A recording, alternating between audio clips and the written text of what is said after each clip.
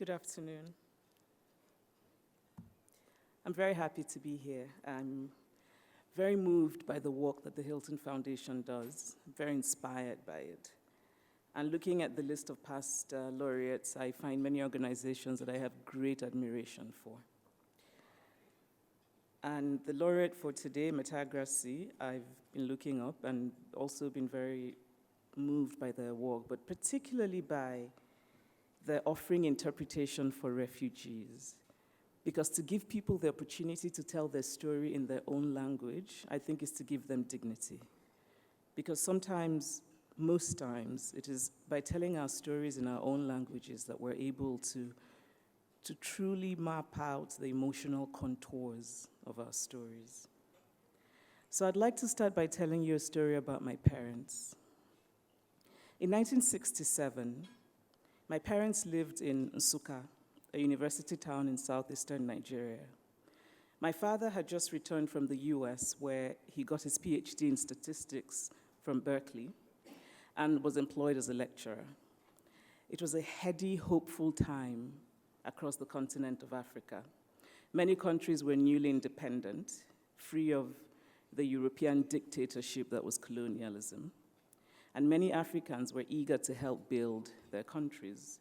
My parents had 2 small children, a house, a car, a cook, and a stable life, with social evenings spent with their friends at the university staff club. Then the Nigeria-Biafra War started. Only days later, my parents heard the sound of shelling and gunfire, so frightening, so close, that they had very little time to pack anything before they ran. They left almost all their belongings behind. They ended up in another town, a town already very crowded. Even the refugee camps were full. My father was desperate. He was worried about being out in the open because of the possibility of air raids. He knew a man from that town, a man called Emmanuel. Emmanuel lived in a cramped house that was full of people, members of his extended family, people whose homes the war had also snatched. My father knew that it would be very difficult for Emmanuel to accommodate them, very difficult to stretch what was already badly stretched. Still, my father knocked on Emmanuel's door. Emmanuel looked at my parents, holding on to their 2 small, scared daughters, their faces shadowed in despair, and he said, "We will make room for you." I think often of that moment because I wonder if my parents would have survived the war had they not benefited from that act of kindness. For 3 years until 1970, my parents were refugees. But they were not just refugees. Nobody is ever just a refugee. Nobody is ever just a single thing. Nobody ever just has a single story.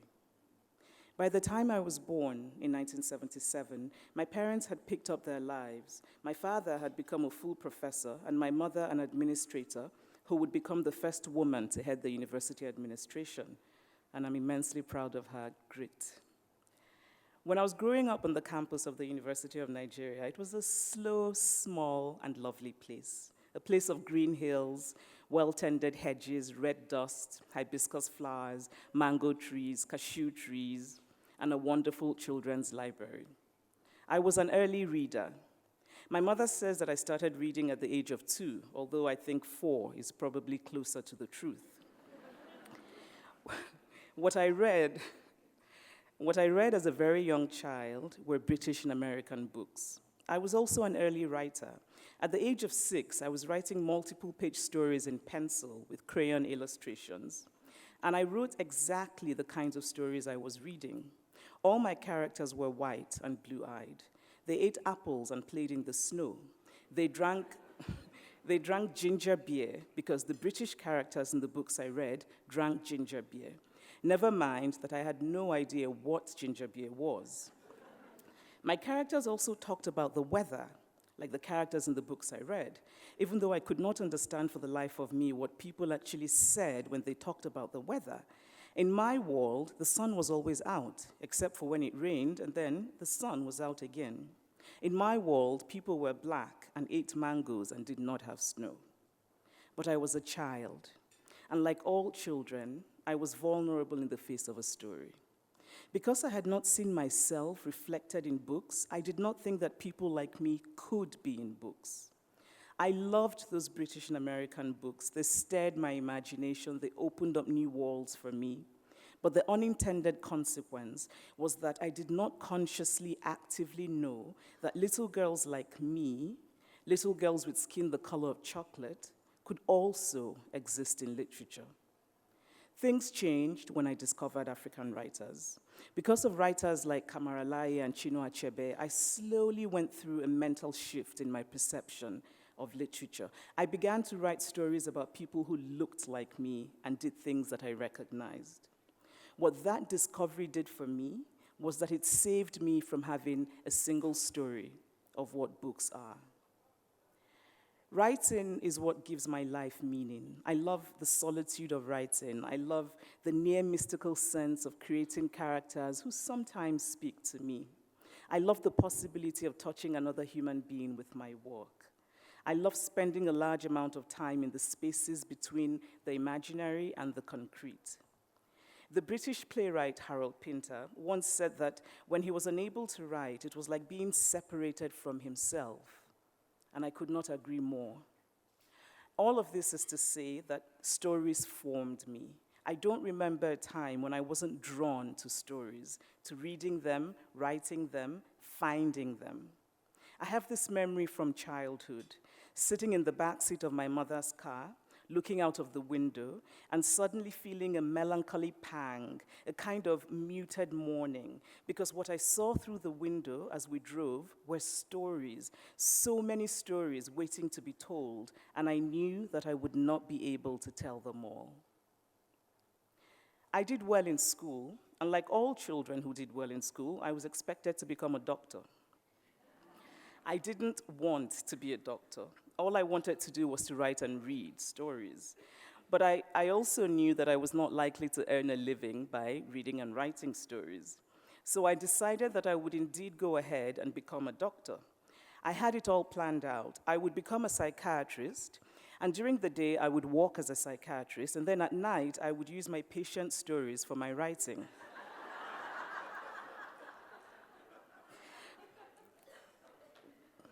I mean, I didn't think about the ethics of it. But after a year of medical school, when I found myself so bored in class that I was writing poetry at the back of my notebooks, I knew I had to leave. The Nigerian Nobel laureate in literature, Wole Soyinka, once said that the need to write comes from a sense of dissatisfaction with the status quo and a belief that things can be better, more just, more equal than they are. And so to write is in some ways to seek higher ground, to show what is possible, to let some light into that which in us is dark, to show how we can be, how we should be. I think of literature as my religion, and I have learned from literature that there is no such thing as perfection, that we are all flawed, all of us human beings are flawed, but that we do not need first to be perfect before we can do what is right. I have learned from literature that we human beings are not a collection of logical flesh and bones. We are also emotional beings. For every human being in the world, dignity and pride matter as much as bread and water. And I have learned to look at the world through the lens of the human story. I recently heard somebody say, well, if you don't want to be separated from your kids at the border, then don't bring your kids to the border. But if we look at that comment through the lens of the human story, it becomes something else, a story of love, a story of a parent saying, I want more for you, I want better for you, and I am determined to try everything I can to achieve that. I came to the US to flee the study of medicine. And shortly after I arrived, I realized that for many Americans, an African immigrant was a person who was fleeing catastrophe, war, or extreme poverty, someone who grew up with nothing or whose village had been burned down. I was baffled by how often Americans expected me to be able to talk about my experience with poverty, because they automatically assumed that to be African was to be poor. The story of catastrophe and poverty in Africa is very important, and it should be told. But it is not my story, and it is not the only story of Africa. Shortly after my first novel was published, an American professor told me that my novel was not authentically African. Now, I was perfectly willing to accept that there were a number of things wrong with the novel, but I had not quite imagined that it had failed at achieving something called African authenticity. In fact, I did not know what African authenticity was. The professor told me that my characters were middle class. They drove cars, they were not starving, therefore, they were not the real Africa. He was an American who felt he could decide what the real Africa was. Because my book did not fit into his single story of Africa, he had decided that it was inauthentic. I wondered what he would say if somebody told him that the story of his life in a middle-class American suburb was not the real America, because it was not about food deserts in the inner city or malnourished children in Appalachia. But I must add that I too am just as guilty on the subject of the single story. Years ago, I visited Mexico for the first time from the US. And the political climate in the US at the time was tense, and there were debates going on about immigration. As often happens in this country, immigration became synonymous with Mexicans. Mexicans were all portrayed through a singular lens of negativity. There were stories about Mexicans fleecing the healthcare system, bringing disease, similar to what is happening today, but perhaps not quite as poisonous. I remember walking around Guadalajara on my first day there, admiring the architecture, the market, watching the people going to work, smoking, laughing. I remember first feeling slight surprise, and then I was overwhelmed with shame. I realized that I had been so immersed in the media coverage of Mexicans that they had become one thing in my mind: the abject immigrant. I had bought into the single story of Mexicans, and I could not have been more ashamed of myself. This is how to create a single story. Show a people as one thing, as only one thing, over and over again, and that is what they become. We must seek the higher ground of multiple stories, many stories, as a way of reminding ourselves of our common humanity. We are unfamiliar with one another, I think, because we are unfamiliar with the stories of one another. I recently got an honorary degree from a prestigious liberal arts college here in the US, which was very lovely. And the limo driver, an older white man who picked me up from the airport, was chatty and nice, even if a little overfamiliar.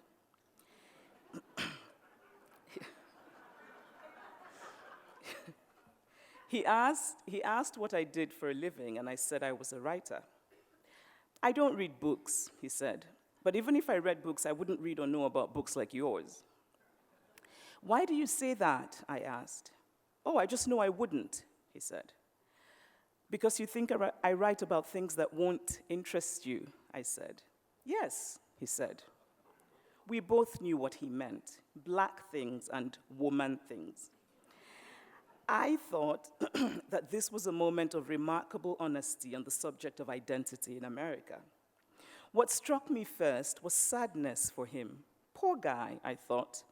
He'll miss out on all the wonderful writing of women like Toni Morrison and Arundhati Roy. And then I thought about how the reverse could never happen. I read books by white men all the time. Some of my favorite writers are white men.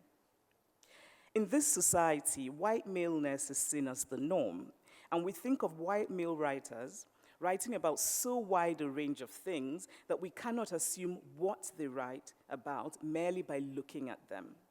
And when they do write about white things and male things, we think of those things as universal, which is really how we should think about all good literature. I know from a lifetime of loving books that any story, if done well, becomes universal. Because in telling stories, we appeal to that which is human in all of us.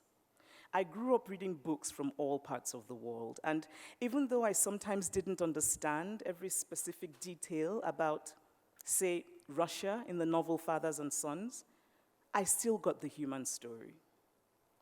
A friend of mine, a man from Western Europe, recently told me that he had bought Michelle Obama's memoir, Becoming, as gifts for his women friends. Why only for your women friends? I asked. Why not for your male friends? And he looked slightly taken aback. Now, that memoir, Becoming, is a compulsively readable and gorgeously honest book, one that I think many men would benefit from reading. In fact, there's a wonderful passage about the first kiss between Barack Obama and Michelle Obama, which I think would be a great blueprint for consent. Just saying. So another time, I was talking to a friend who loves rock music and had read many rock memoirs. And so I asked him, have you read Patti Smith's lovely memoir? He said no. Now, this friend is a good and kind man, but to him, the stories of women belong to another universe entirely. We know statistically that men read men, while women read men and women.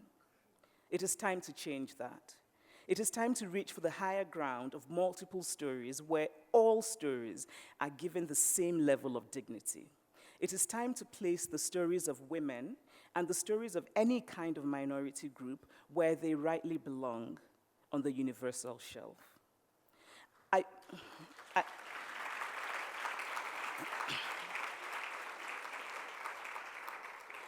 I believe that if more men read women's stories, then communication would be better between men and women. And dare I be overly optimistic and say that if men read more women's stories, it would lead to reduced rates of male violence against women, which today is an epidemic almost everywhere in the world. Human stories force us to see people as human, as whole beings. Female socialization all over the world is remarkably similar, and a major component of female socialization is shame. Women are socialized to be familiar with shame, with their periods, their bodies, and even about what they cannot control, which is the reaction of men to their bodies. And it is impossible to understand how women navigate the world without understanding this. And we cannot understand this unless we read and hear the stories of women as told by women themselves. We must seek the higher ground of equalizing the value of all stories, of not relegating the stories of any group to the shelf of niche or the shelf of special interest. There is a particular sense of validation and joy and pleasure that comes from reading stories that are about our own particular experiences, and nobody should ever be denied that. But it is as important that we read stories that are not about our own particular experiences. A student once asked me, will you always write about Nigeria, or will you write about more normal things? And what struck me was that he had a sense of what was normal, and Nigeria was not part of this normal. This student was not evil. He meant well, but we can mean well and be wrong. Economic superiority is a fact of our existence, but it can also sometimes give birth to a certain kind of casual moral superiority. Some parts of the world have such cultural and economic power that they end up defining normal for everyone else. It is time to widen our ideas of what is normal. In my language, Igbo, the word for love is ifunanya, and its literal translation is to see. It is important to see those about whom we speak. It is important to remember that human beings all share a desire to be valued, a desire to matter.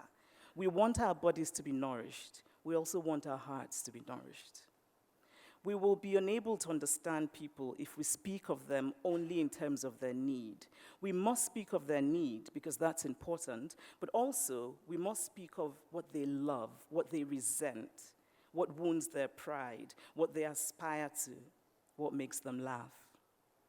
We should read human stories to remind ourselves that we are not alone, to remind ourselves that we, in the wonderful words of the poet Pablo Neruda, belong to this great mass of humanity, not to the few, but to the many. And especially today that is politically fraught, We must seek the higher ground of multiple stories as a rebuke to despair. We cannot afford despair. We cannot afford hopelessness. We cannot afford cynicism. We cannot afford the defeat of our human spirit. We cannot lose sight of the enduring importance of compassion and kindness. Thank you.